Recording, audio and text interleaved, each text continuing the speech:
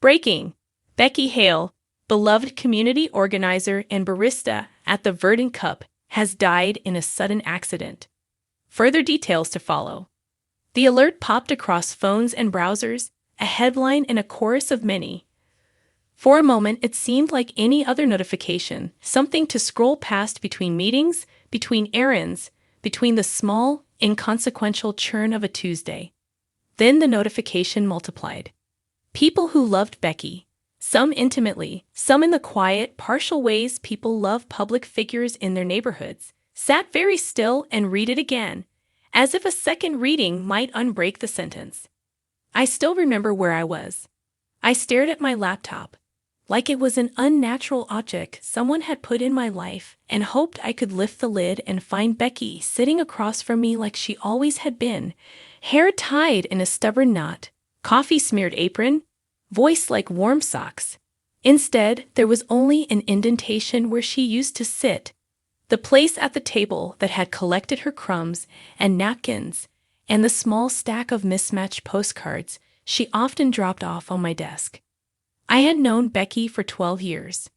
We met in college, both too broadly optimistic and undercaffeinated, and we took turns scraping each other's lives into coherence.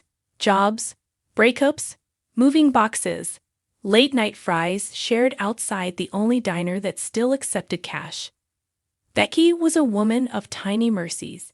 She remembered birthdays people had forgotten, left notes under strangers' windshield wipers with compliments written in Sharpie, offered strangers the sort of honest kindness that felt like a stolen currency in public life. She picked up other people's sorrow like a borrowed coat and made them warm for a while. The afternoon the news broke, my phone lit up with messages, calls that blurred into one another. Some were bewildered. Is this real? Others were raw and immediate. I can't breathe. Her mother Ellen sent one word, how? My friend Sam typed, come over.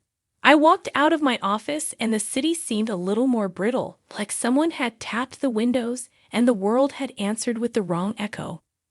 What happened felt impossible and mechanical at once. Becky had been crossing the intersection at Laurel and 7th, on her way back from a neighborhood meeting about the new shelter proposal. She had been late but not reckless.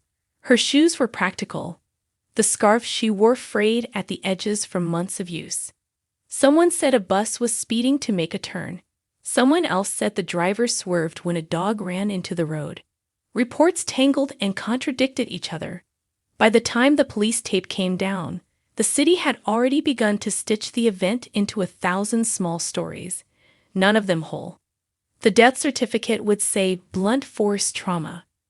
The people who loved her would say other things.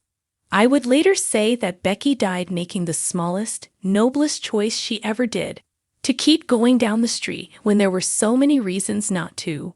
Work obligations, a friend's call, the lateness of the hour. She lived a life of small, brave continuations. At the corner cafe, they had stuck a leaflet to the glass. In memory of Becky Hale, a community vigil tonight. Bring candles. It was the sort of paper thing that would become an artifact of the day, folded into wallets, pinned to frayed corkboards.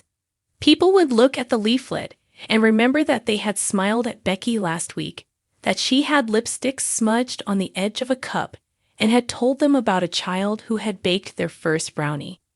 They would recall the way she arranged pens behind her ear, the way she hummed while tamping espresso. Those small recollections became the currency of sorrow. You don't grieve all at once. Grief is patient in the worst way. It unfurls like damp laundry, catching at familiar things.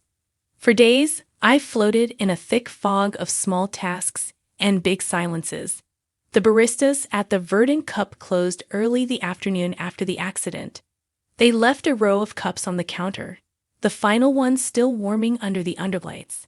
People came and left candles and sticky notes with messages. Rest well. Becky, you taught me to stand up for kids in shelters. Thanks for the cookies. The messages were public and private in equal measure. Tiny confessions of gratitude left on the rim of a coffee cup. There are bodies, and then there are absences. The first week was all about bodies. We learned who had been inside Becky's life. There was Ellen, who had been a single mother of ferocious patience and dry humor. There was Matteo, Becky's on-again, off-again boyfriend since their 20s, who arrived at the hospital with shoes untied and eyes like an animal's that had just been startled. There was a cohort of friends, Rebecca's chosen family, who moved together through the early days like a single flawed machine, clumsy but determined.